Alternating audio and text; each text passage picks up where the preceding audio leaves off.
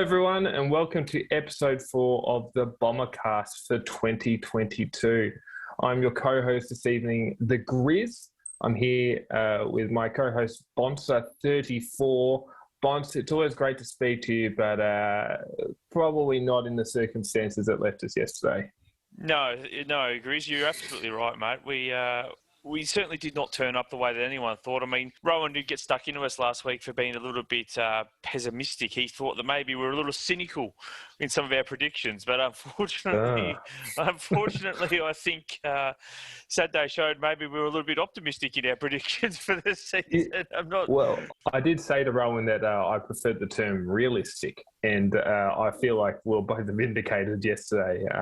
And we won't beat around the bush. We'll get into yesterday now. Bonds, not what anyone was sort of expecting in terms of. Well, I think most people have not been surprised at the loss, but it was more the mode and the means of how it happened. Like, I'm looking at the stats here. We lost clearances 51-27. Centre clearances 20-8. Contested possession, we lost by 42. That's unbelievable. We somehow had more turnovers. Less disposal efficiency, less effective disposals. Just an out and out beating. Yeah, and it's funny you're talking about the overall stats because you look at it and you go, well, we had more touches than them, and our disposal efficiency was 81% compared to theirs at 74%. So you look at those two numbers in pure isolation and you go, geez, not so bad, but it was a disaster.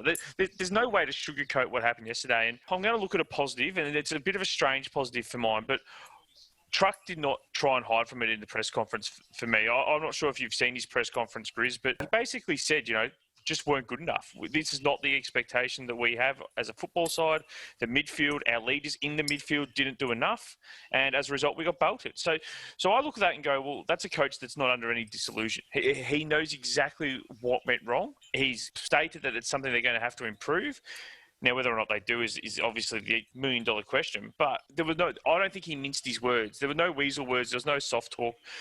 So whilst yesterday was disaster, I actually thought post-game was probably the highlight of the day for Essendon fans. It was probably the most fight anyone in the Essendon top showed all day, to be honest, was Truck at the press conference.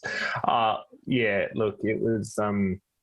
I think he said, other than Nick Martin, Nick Martin played well. We'll get to Nick Martin in a moment, and we will, because he had an outstanding game, but we'll probably go the game in general first. And he said, he didn't have a lot of friends. And that's probably about as stern as I've heard a coach clip basically 21 players out of 22 for an effort. And I think when you look at yesterday, the areas to work on are pretty clear. We were just absolutely belted around the contest. And I was reading some people saying, that's what happens when you have a small midfield. It had nothing to do with the size. It had nothing to do with structures. It probably did have a lot to do with structures. We're leaving a lot of space out the front of stoppages, but just the general lack of intensity and physicality was completely missing.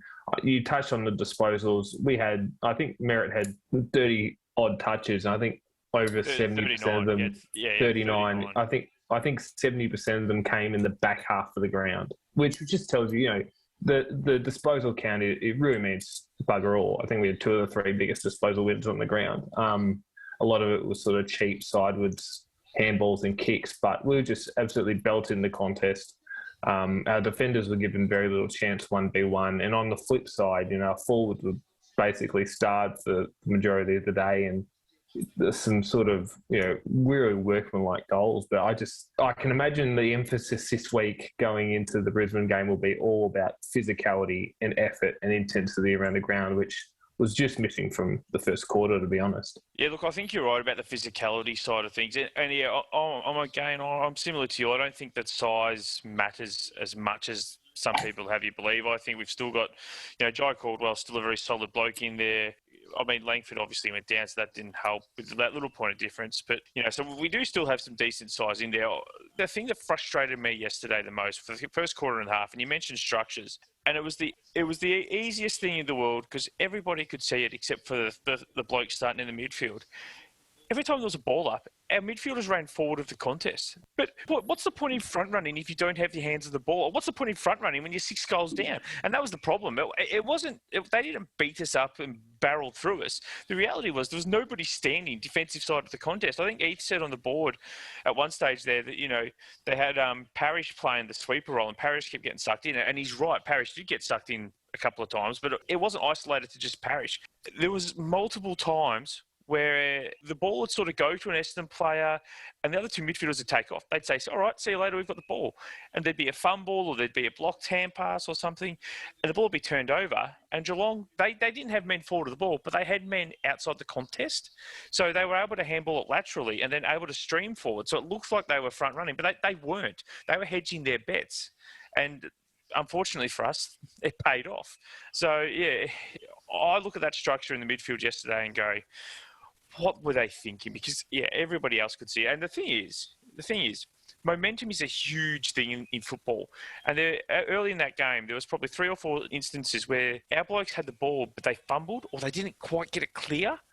And you look back at that and go, geez, if we'd been able to get that clean clearance instead of Geelong, and we'd kicked a couple of goals and they, momentum's a wonderful thing. But, yeah, it was very disappointing, I thought, from our midfield yesterday. Yeah, look, you could tell that Geelong structures, and they had a bit of a slow pre-season, but when you're as experienced as Geelong, the thing, a lot of people, I know I'm jumping around a little bit, a lot of people sort of make jokes about Geelong's age, but with that age comes really valuable experience, and that experience showed in 2 ways yesterday. One was they know what round 1 football looks like. They know that it's not a tap you can turn on and off, and they were there ready to play. That's veteran know-how of, okay, it's business time. And then the other side of it was their structures that they've been playing with for 5, 6, 10 years now under Chris Scott.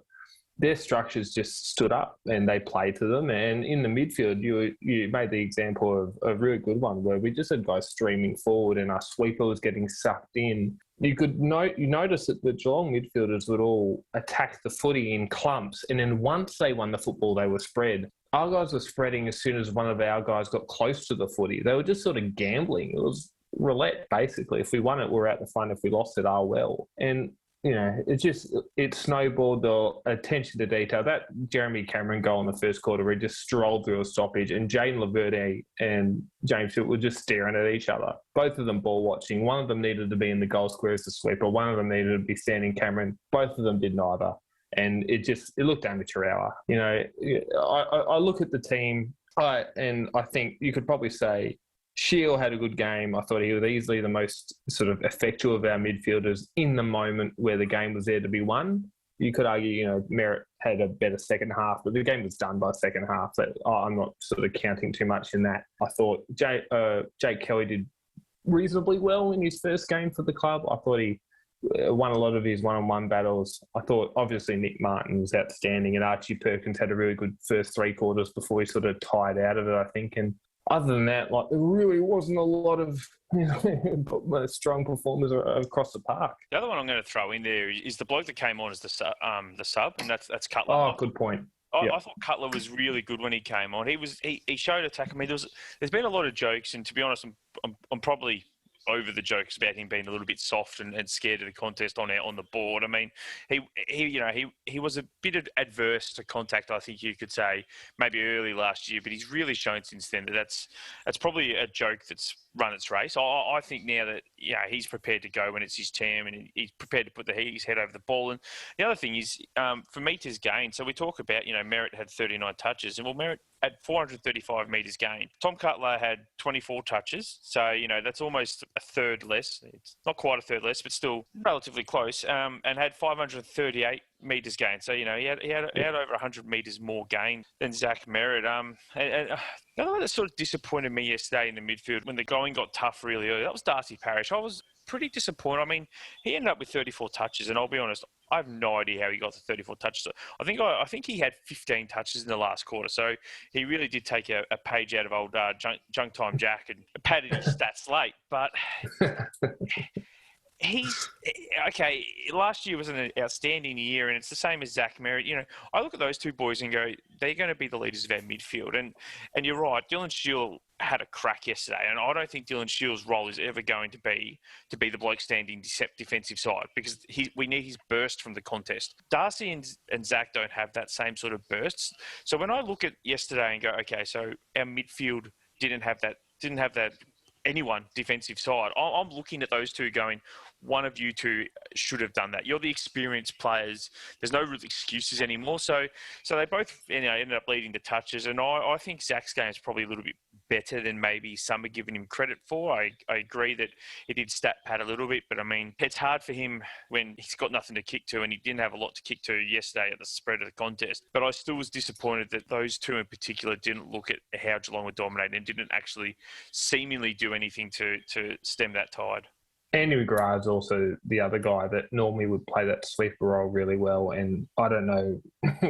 Again, he's another guy that had 29 disposals. You just look at raw stats and you go, wow, that's a good game. But, even he had just shy of 500 metres gained on 30 disposals, which is less than sort of 20 a disposal, which you want to be more than that, to be honest. But I'm not critical of Merritt's game so much as I just think the 39 disposals is misleading as to the value he had on the day. I don't think that was one of the least effective, or at least effectual, 39 disposals I've ever seen Zach have. The other one I just want to point out is Jai Caldwell, who had 23 and 2 goals, a few tackles, some good marks. He cracked in at the start as well. But it was just, we matched them for 5-minute periods at a time, and then just fell into a hole. And then, Geelong would pump another 4 goals on us, and it just anyway. We've harped on the negative. I do want to talk about Nick Martin, who, bless his socks, outstanding debut. Just 10 marks, 27 disposals, 5 goals. Hopefully, provided there's no shenanigans, a Rising Star nomination to boot. On a darkish day, he had one of the best debuts I can probably think of, to be honest. Yeah, well, he absolutely did have one of the best debuts I've ever seen in an Essendon jumper. I suppose the question is, does he back it up? Now, I think I said earlier that he was going to be Michael Barlow and win the Brownlow. So at the moment, he's certainly managed to maintain what my expectations of him were. And I'll continue to make that claim until it looks like he's going to drop off, and then just point out that I was joking and it wasn't actually a serious claim. Because if he goes on to win the Brownlow, then that early season call by me is going to look absolutely bloody genius. You put any money on it? No, I do have money on him to win the Rising Star. I did jump on that when he was paying $45 earlier in the piece. So I thought, well, he's looked all right. That'll shorten up. Yeah, he's into $12. Well, he was into $12 yesterday after the game, because I had a quick look to go, should I have another crack? And I thought, I'll leave it at me take the 45 and run. But yeah, no, he was exceptional. He just has that time and space that just seems to only come to the absolute elite. And, I'm not saying he's elite yet. It's one game. Let's not get carried away. But yeah, the time and space he had yesterday in a game where we were constantly under the pump was just unbelievable. And I think he still gets the Rising Star. Rochelle certainly today put in a strong case to take it off him. And look, if Rochelle gets it, then so be it, because I think he was very good for Adelaide as well in a thrilling loss to Fremantle. Obviously, as an Essendon fan, I would much rather to see Nick get it, and it would be much deserved if he did. And a staggering football story, considering that at the start of the year he wasn't actually on our list. The thing that struck me thinking about it today was his role would have been one of the hardest roles to play if the team was playing well, as this sort of half forward, pushing up to the wing, helping midfielders out and bolting forward. To play that role in a team that's getting pumped by 10 plus goals by half time, that's a really hard gig. And the fact he did that and did it so well is quite a testament to him. One thing I did want to pump some brakes on, just reading the board as a mod, was people, drastic culture changes, dropping sort of 6 or 5 guys, questions about, Nick Cox and whether we're wasting him on a wing, which is a completely different discussion. I've long thought that playing him on the wing is how we get him into the team short term. long term, I see him as a sort of a key forward. But I suppose the question I wanted to ask you, Bonds, was where to from here? You can't just write the game off completely and go, all right, Mulligan, we'll go again next week. But how much of this loss do you just sort of shake your head at and go, that was so singularly startling that, we just sort of need to take the lumps and move on to next week? I just want to ask a quick question. Are you suggesting that Essendon fans are fickle and turn very quickly? Because I think somebody might have said on the podcast, I can't remember who, but somebody else did suggest that on the podcast earlier in this season, I think. Yeah, look, I'm saying that there are some very highly emotive individuals following yesterday's loss, and they're individuals that are understandably upset. But yes, yesterday I think was a shock to the expectations of many.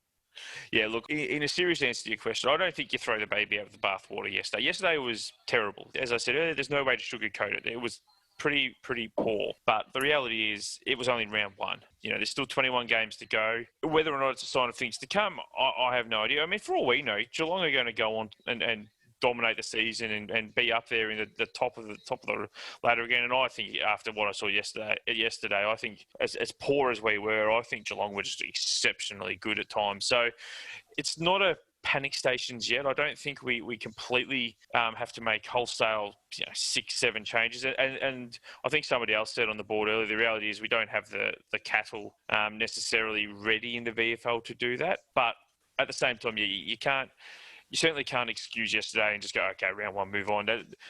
Something has to be said behind closed doors. Now, I don't think there's going to be a huge change this week.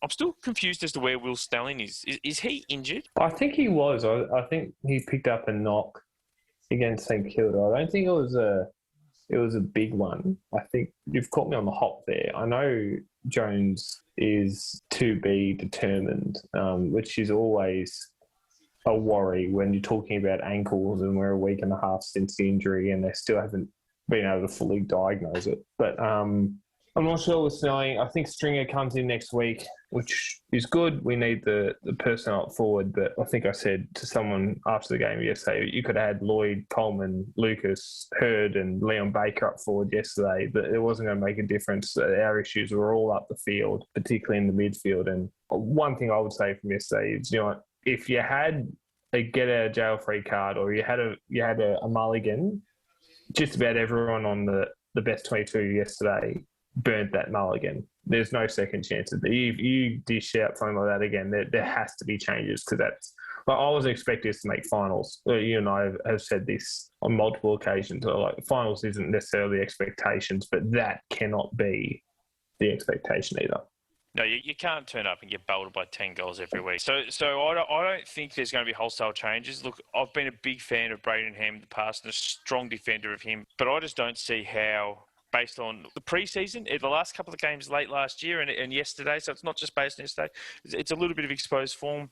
I'm starting to lose the desire to defend him because he tries, but he's just not good enough. And there are players that at the end just aren't good enough. Matt Guelfi, I think, is probably got a small pass because he was the only one inside 50 that actually seemed to put pressure on. But even then, it wasn't a great effort, so it's tough. But the other thing is the blokes that needed to stand up more in the Merritts, the Parishes, Shield a little bit more maybe, even though he was decent, was still pretty average. The McGraths, even Heppel. Ridley had a really quiet game. Ridley had a really quiet game. Nick Hind managed to get involved a little bit, but again, not quite as much as what we'd probably hope in terms of his run and dash. So those sort of guys, you're not dropping those guys to the VFL. There's just no way, there's no universe in which a Zach Merritt, a Darcy Parish, a Nick Hind, a Jordan Ridley goes back and plays VFL this year. There's nobody in the VFL who is a better player than them. So when we start talking about wholesale changes, unfortunately, it is going to be the likes, So I think Braden Ham comes out. I'd literally probably drop Ham for Stringer, although, Langford's definitely going to be out. So I think Langford for Stringer is probably the obvious switch there. Ben Hobbs might come in. I think he did well today in the VFL, so that's another one that may come in. But I mean, Ham comes, if Snelling's fit, I'd say Ham comes out for him. And this is, and I know it's still very early in, but I would love Michael Hurley to be fit at some point, just because yesterday I mean, Peter Wright kicked 2 goals, but he was still pretty average. Yesterday, the key position players at both ends just struggled. And it clearly looked like they needed an experienced head. And unfortunately, that normally falls to, in the back line, for example, Heppel or Ridley. And yesterday they weren't there. In the forward line last year, that fell to Cale Hooker, who's obviously now retired. So we need an experienced key position player. And I can't think of too many on the list other than Michael Hurley. And who knows how far away he is, or if he's ever going to actually get back. I mean, there is a lot of hope that he'll be back, but who knows? It's a pretty debilitating injury which he's trying to get back from. I've got no expectations of Michael Hurley. So even if he does come back, expecting him to to spearhead that forward line as an experienced guy, considering he hasn't played for what would be almost 2 years now, I think would be a slightly unreasonable expectation. Like, he could definitely play forward and be that experienced head for the rest of the forwards, but I don't think he's probably going to spearhead the thing. I will bat for the key forwards yesterday a little bit, and I said this during the game day thread. They were given no chance early. Like, it was Peter Wright was getting triple and double teamed every time the ball was kicked to him, and that was because our ball movement was so slow. It was just sort of being lobbed on his head. Later on, he did have a couple of opportunities on the lead, which we need to have a conversation about Peter Wright at some point, where he's getting to Charlie Dixon category of dropping marks inexplicably that he should be taking. He gets 2 hands to. But for the most part, like, it would have been hard to play as a forward. I would think that, Ham, I might be Devon Smith's biggest hater, but are we sure he's best 22 at the moment? Like, he couldn't have been based on yesterday. He had a nice coming goal in the first, but that's about it. The pressure was missing. The pace is missing. He just, I'm not sure. Maybe that's when Tipper gets back, that's a question you ask. Because, like I said, there's probably no one in the VFL at the moment that's, screaming to come take his spot, which is, probably a bigger question in and of itself. I think there are probably 3 or 4 changes you could make comfortably. But what I don't want to happen is that the guys that pay the price at selection table, be guys like, Nick Cox or, Jai Caldwell or, those sorts of young, Kane Baldwin, if it comes to that, who are the easy kills in this lineup when, like you said, a lot of the guys that need a lift need to be the senior guys. And I know you say you can't drop them, but if they perform like they did on the weekend, you can drop them. I'm sorry. I don't care. Maybe not Merritt because he had a better second half. But if Andrew McGrath, for example, does that again for a couple of weeks, is he undroppable? I'm not so sure. I still stand in the category that someone like Andrew McGrath is undroppable, because the whole idea for me of bringing blokes up from the VFL and stuff is if they're going to improve your side. And there's no one in the VFL that improves the side more than Andrew McGrath.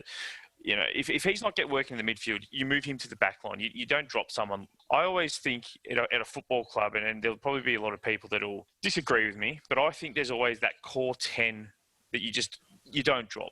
There's just no rhyme or reason why you'd ever drop him. And I think someone like Andrew McGrath is in that. And I'll just touch on Hurley. When I say that I think we need him back, I'm not asking him to spearhead the forward line or spearhead the defence, but he just gives an experienced head. And so if yesterday, he'd said he'd been out there, I just feel like they would have been a little bit more calm. Like, our defenders just started to panic. Everyone started to panic.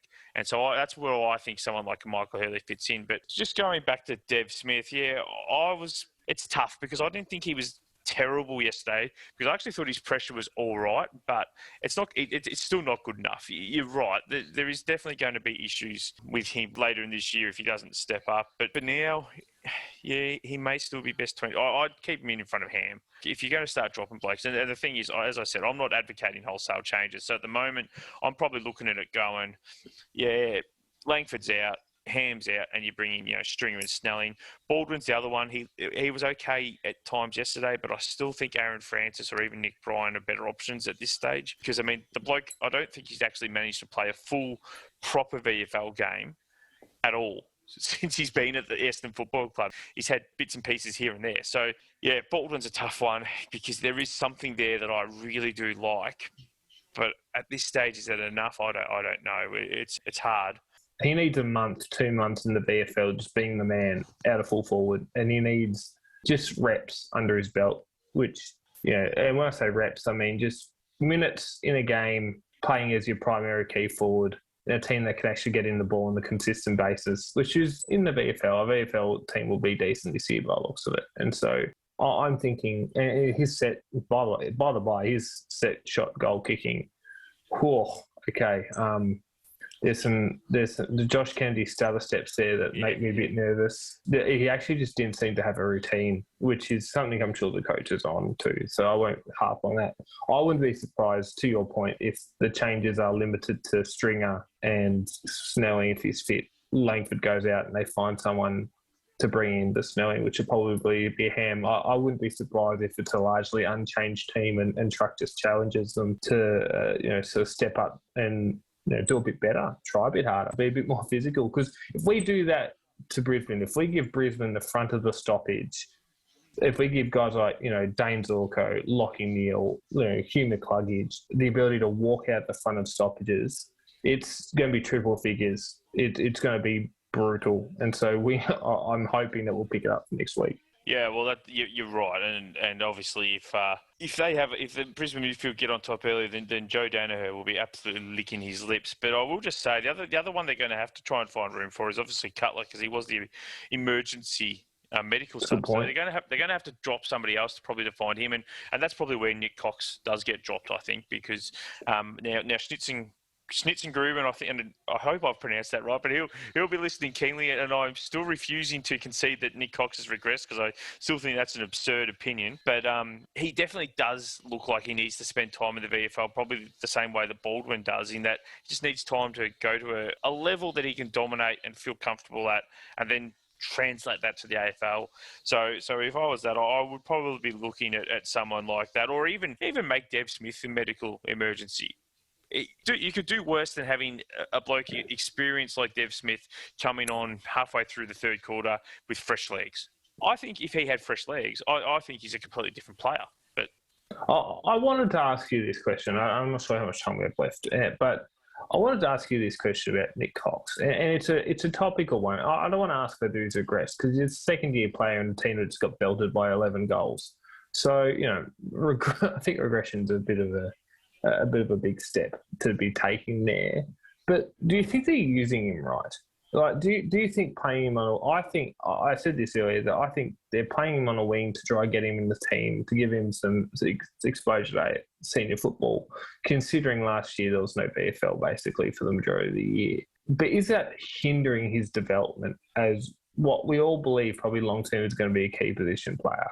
I've said it on the board that I think he's a Nick Riewoldt-esque. And when I say esque, I don't mean in talent, I mean in role, as that guy that has midfield running power, can stretch his key defender by running up and down the field, and using his height and his marking ability to create all sorts of issues as a key forward. But I don't know, maybe end up a key defender. But do you think playing him as a wing is sort of curbing his development, and do you think it might be better for him to be for the club to pick an end, playing there and developing there from now, basically? Yeah, well, I've also said before that I don't think he's going to end up on the wing. I don't think you can have a 200-centimetre wingman. It's as much as we'd love it to happen, because it'd be such a unique and unreal proposition if it came good. I just don't think he's ever going to be able to do that. He's amazing below his knees, but is he better below his knees than, say, it's around the midfield? So it's got to be like Zach Merritt, Darcy Parish, Andrew McGrath, Dylan Steele. The answer is no. He's clearly not. He's exceptional for a bloke his size, but he's not better than the standard size midfielders. So I think at the moment the football club's been sucked into thinking that he's going to be this hybrid superstar. And the reality is, I don't see it. I just don't see how it's all going to come together and click for him instantly. So no, I actually think he's going to end up being our ultimate swingman. I think he could play back or forward, just depending on what we need. But yeah, no, I would say that the dream of him being on a wing is a little far-fetched for mine. But yeah, as you did note, we are slightly running out of time. So we'll just very, very quickly touch on the Brisbane game, which is obviously coming up this weekend. It's the twilight game on Saturday. For me, it's pretty obvious where the game's going to be won. That's the midfield. They've got Lockie Neal, they've got Zach Bailey, Jared Lyons, take your pick through that midfield. It's a pretty stacked midfield. And if our blokes turn up like they did on Saturday, as you said, it'll be 100 points plus because we'll just get absolutely destroyed. But having said that, I don't think our blokes will turn up like that again. I don't think we'll beat Brisbane, but I did say last night on the board that they're going to destroy us. I might have used more colourful language, but hindsight, take a deep breath. Little bit of time removed from the game yesterday, and it's like, well, maybe they won't completely destroy us. I think we can be competitive. The other obvious problem we're going to have, and he's going to get booed a lot, and I've said it before, I don't like it when we boo our ex-players because I don't really, Joe Danaher at Essendon didn't work out. That's not just on him. That's also on the club. The injuries, you can talk about whether or not he did his rehab and all that sort of stuff and whatnot, but the bloke came back and played 2 games in 6 days, never didn't see him again for 12 months. So you clearly something went wrong with the football management side of things as well as his own lack of attention to his rehab. So, he's going to be the other one that's going to give us massive headaches based on what we saw yesterday. But so I think if we can maybe break even with the midfield, we may be a sneaky chance. The reality is, though, I don't think we're going to break even with the midfield. I think they'll still get on top. I still think Joe will probably kick 4 or 5 and cop the abuse. And I think Brisbane will probably beat us by 4 to 5 goals.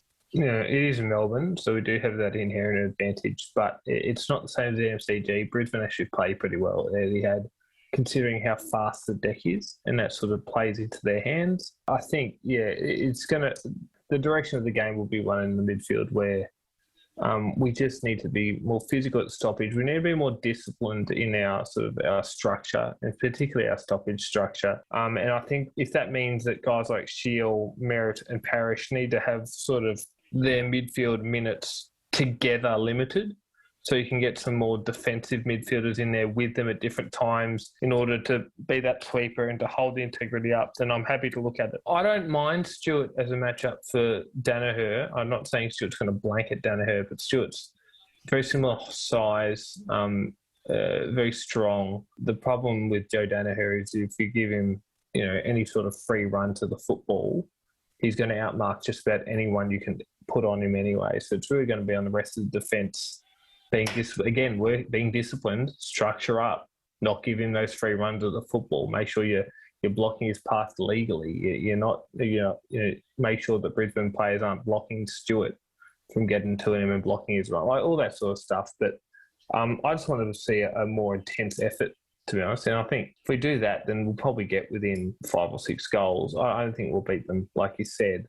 I just don't know if we have enough goals in us in terms of personnel at this point. We would need Stringer to come in and kick 5 or 6. But, I'm just looking for a better effort. I didn't expect us to win last week, but it was just the mode and how it happened that really sucks. But, hopefully Nick Martin can kick another 5 for us. That'd be great. Yeah, well, exactly right. And you're right. Joe Danaher is he does have an incredible leaping ability. I guess, end of the day, all we need to do is just make sure that he gets all his shots from about 25 metres out directly in front and we'll be right. It's when you put him 50 metres out on the boundary line that you have issues. Or 10 metres out with 5 seconds left in the clock. Do you remember the Bulldogs game a few years ago where he took this massive hanger in the goal square and then handed it off to Josh Green and Josh Green got tackled? Yeah. And then he did it again on the weekend where he took this spectacular mark. Instead of just going back kicking the goal, he handballed it to Cockatoo and the siren went. We'll take the shot, Joe.